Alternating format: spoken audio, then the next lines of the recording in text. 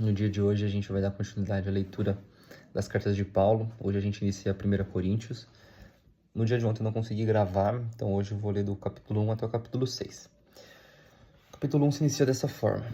Eu, Paulo, que fui chamado pela vontade de Deus para ser apóstolo de Cristo Jesus, escrevo, junto com o irmão Sóstenes, esta carta à igreja de Deus que está na cidade de Corinto. Escreva a todos os que, pela sua união com Cristo Jesus, foram chamados para pertencerem ao povo de Deus. Esta carta é também para aqueles que em todos os lugares adoram nosso Senhor Jesus Cristo, Senhor deles e nosso. Que a graça e a paz de Deus, o nosso Pai e do Senhor Jesus Cristo estejam com vocês. Eu sempre agradeço ao meu Deus por causa da graça que Ele tem dado a vocês por meio de Cristo Jesus. Por estarem unidos com Cristo Jesus, vocês foram enriquecidos em tudo, tanto no dom de anunciar o Evangelho como no dom da sabedoria espiritual. A mensagem a respeito de Cristo está tão firme em vocês que vocês não têm deixado de receber nenhum dom espiritual enquanto esperam a vinda do Senhor Jesus Cristo, do nosso Senhor Jesus Cristo. Cristo vai conservá-los firmes até o fim para que no dia da volta do nosso Senhor Jesus Cristo vocês não tenham culpa de nada. Deus é fiel e chamou vocês para que vivam em união com seu Filho Jesus Cristo, o nosso Senhor. Irmãos, peço pela autoridade do nosso Senhor Jesus Cristo que vocês estejam de acordo no que dizem, que não haja divisões entre vocês. Sejam completamente unidos num só pensamento e numa só intenção. Pois, meus irmãos, algumas pessoas da família de Cloé me contaram que há brigas entre vocês. O que eu quero dizer é isto: cada um de vocês diz uma coisa diferente. Um diz, eu sou de Paulo, outro, eu sou de Apolo, outro, eu sou de Pedro e ainda outro, eu sou de Cristo. Por acaso Cristo foi dividido em várias partes? Será que Paulo morreu crucificado em favor de vocês? Ou será que vocês foram batizados em nome de Paulo? Graças a Deus que eu não batizei nenhum de vocês a não ser Crispo e Gaio. Assim ninguém pode dizer que vocês foram batizados em meu nome. Ah, sim.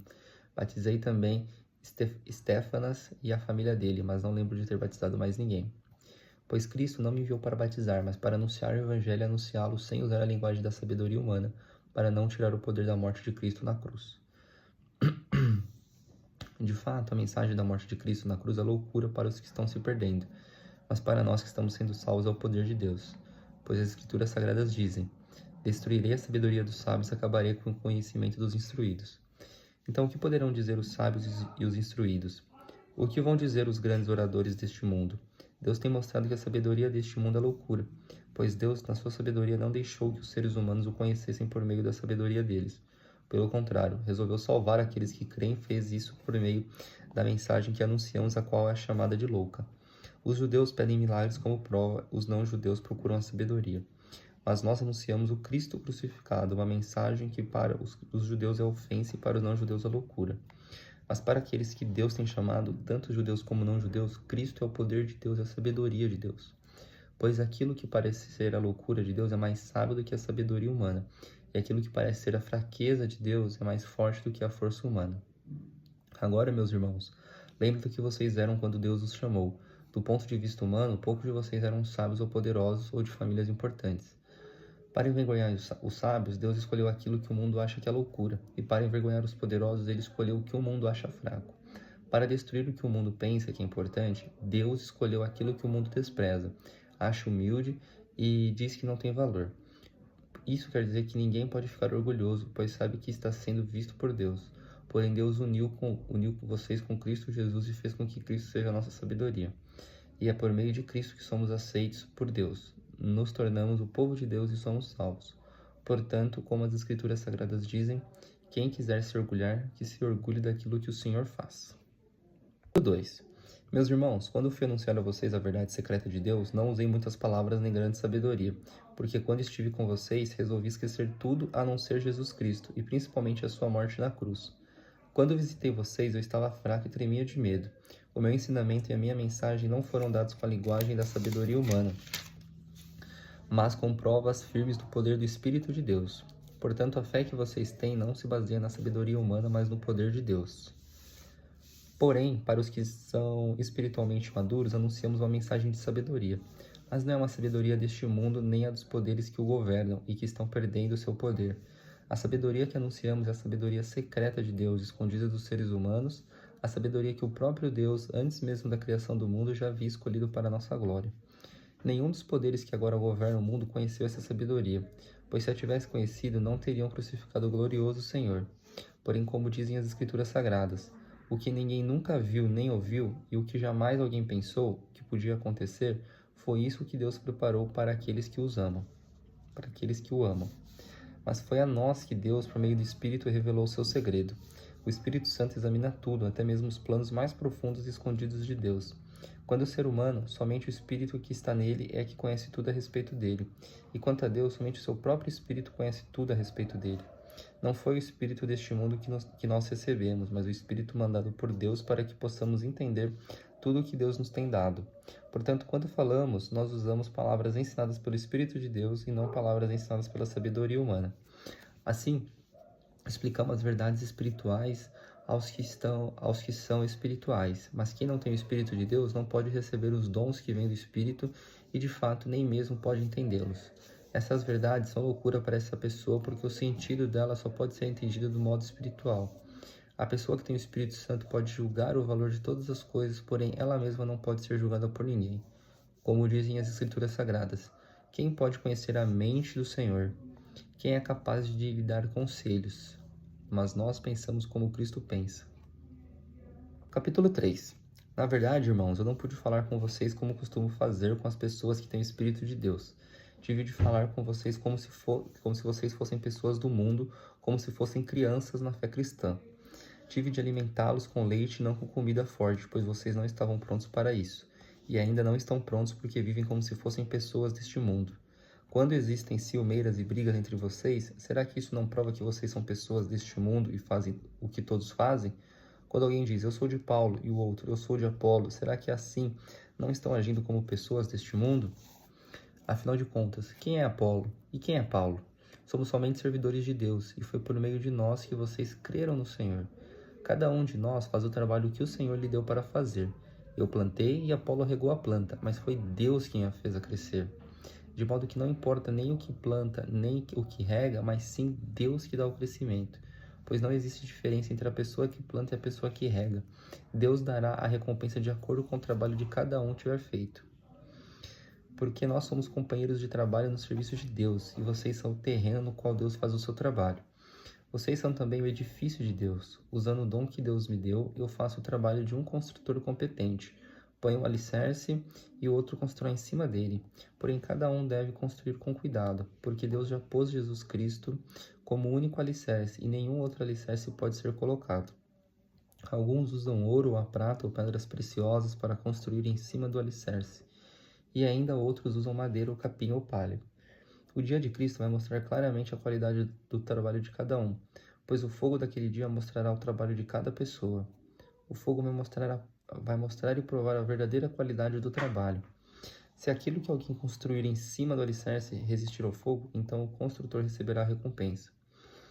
Mas se o trabalho de alguém for destruído pelo fogo, então esse construtor perderá a recompensa. Porém, ele mesmo será salvo, como se tivesse passado pelo fogo para se salvar. Certamente, vocês sabem que são o templo de Deus e que o Espírito de Deus vive em vocês. Assim, se alguém destruir o templo de Deus, Deus destruirá essa pessoa, pois o templo de Deus é santo e vocês são o seu templo. Que ninguém engane a si mesmo. Se alguém de vocês pensa que é sábio conforme a sabedoria humana, então precisa se tornar louco para ser de fato sábio.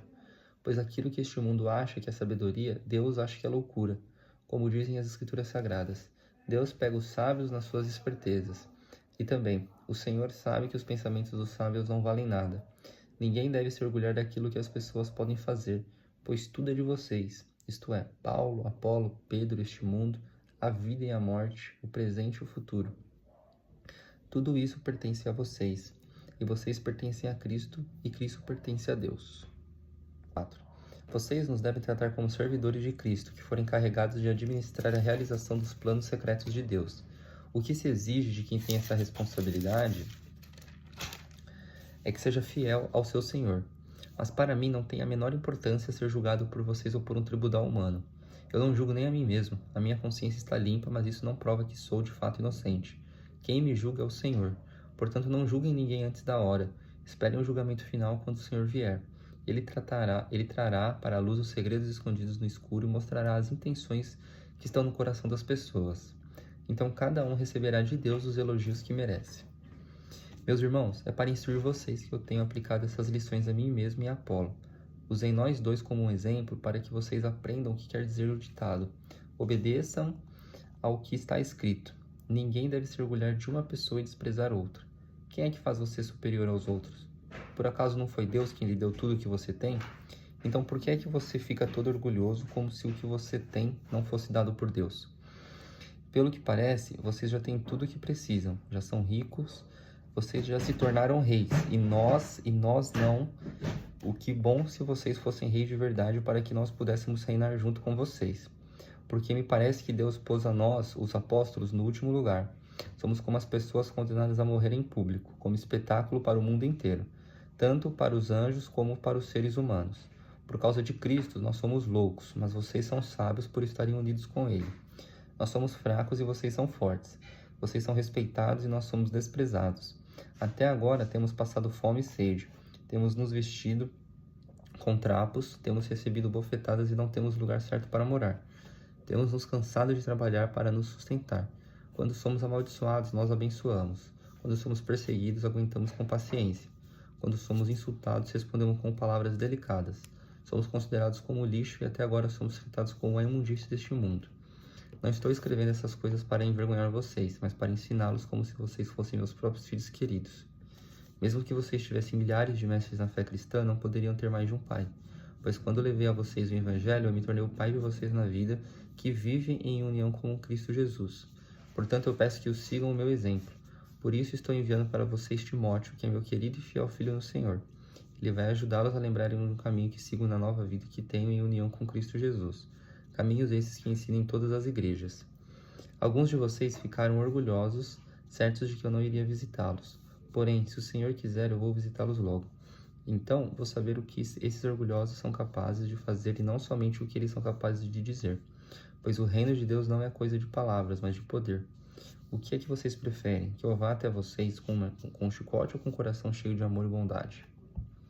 Capítulo 5. Agora estão dizendo que há entre vocês uma imoralidade sexual tão grande que nem mesmo os pagãos seriam capazes de praticar. Fiquei sabendo de que certo homem está tendo relações com a própria madrasta. Como é que vocês podem estar tão orgulhosos? Pelo contrário, vocês deviam ficar muito tristes e expulsar do bem de vocês quem está fazendo uma coisa dessas. Quanto a mim, ainda que não esteja presente aí pessoalmente, estou com vocês em espírito e agindo como se eu estivesse aí. Já julguei, pela autoridade do nosso Senhor Jesus, o homem que está fazendo essa coisa horrível. Quando vocês se reunirem, estarei com vocês em espírito. Então, pelo poder do nosso Senhor Jesus, que estará presente conosco, entreguem esse homem a Satanás, para que o seu corpo seja destruído, mas o seu espírito seja salvo no dia do Senhor. Não está certo que vocês estejam orgulhosos. Vocês conhecem aquele ditado: um pouco de fermento fermenta toda a massa.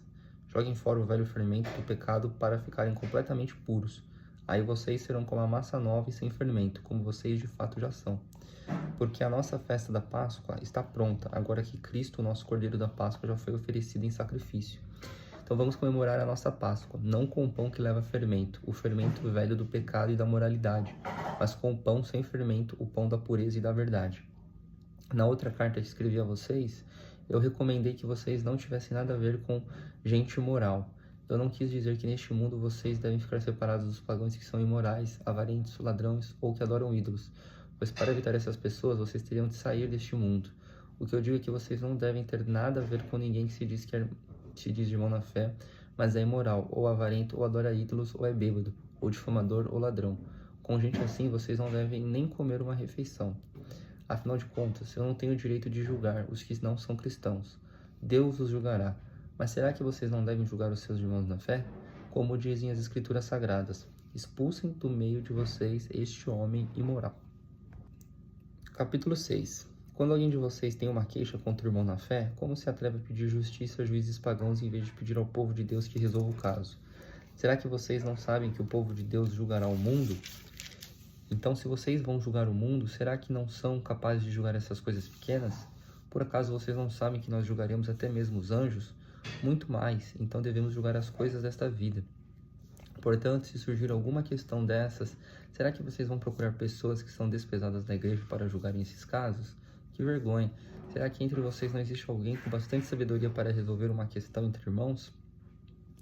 É claro que existe, mas o que acontece é que o irmão em Cristo leva ao tribunal a sua queixa contra outro irmão e deixa que os juízes pagãos julguem o caso. Só o fato de existirem questões entre vocês já mostra que vocês estão falhando completamente. Não seria melhor aguentar a injustiça? Não seria melhor ficar com prejuízo? Pelo contrário, vocês cometem injustiças e roubam, e fazem isso tudo contra os seus próprios irmãos. Vocês sabem que os maus não terão parte no reino de Deus. Não se engane, pois os imorais, os que adoram ídolos, os adúlteros, os homossexuais, os ladrões, os avarentos, os bêbados, os caluniadores, os assaltantes não terão parte no reino de Deus. Alguns de vocês eram assim, mas foram lavados do pecado, separados para pertencer a Deus e aceitos por Ele por meio do Senhor Jesus Cristo e pelo Espírito do nosso Deus. Alguém vai dizer: eu posso fazer tudo o que eu quero. Pode sim, mas nem tudo é bom para você. Eu poderia dizer: posso fazer qualquer coisa, mas não vou deixar que nada me escravize. Outro vai dizer: o alimento existe para o estômago e o estômago existe para o alimento. Sim, mas Deus acabará com os dois. O nosso corpo não existe para praticar a imoralidade, mas para servir o Senhor. E o Senhor cuida do nosso corpo. Pelo seu poder, Deus ressuscitou o Senhor e também nos ressuscitará a nós. Será que vocês não sabem que o corpo de vocês faz parte do corpo de Cristo? Será que eu vou pegar uma parte do corpo de Cristo e fazer com que ela seja parte do corpo de uma prostituta? É claro que não. Ou será que vocês não sabem que o homem que se une com uma prostituta se torna uma só pessoa com ela? As Escrituras Sagradas afirmam: os dois se tornam uma só pessoa, porém quem se une com o Senhor se torna espiritualmente uma só pessoa com Ele. Fujam da imoralidade sexual. Qualquer outro pecado que alguém comete não afeta o corpo, mas a pessoa que comete a imoralidade sexual peca contra o seu próprio corpo. Será que vocês não sabem que o corpo de vocês é o templo do Espírito Santo, que vive em vocês e lhes foi dado por Deus? Vocês não pertencem a vocês mesmos, mas a Deus, pois Ele os comprou e pagou o preço. Portanto, usem o seu corpo para a glória dele.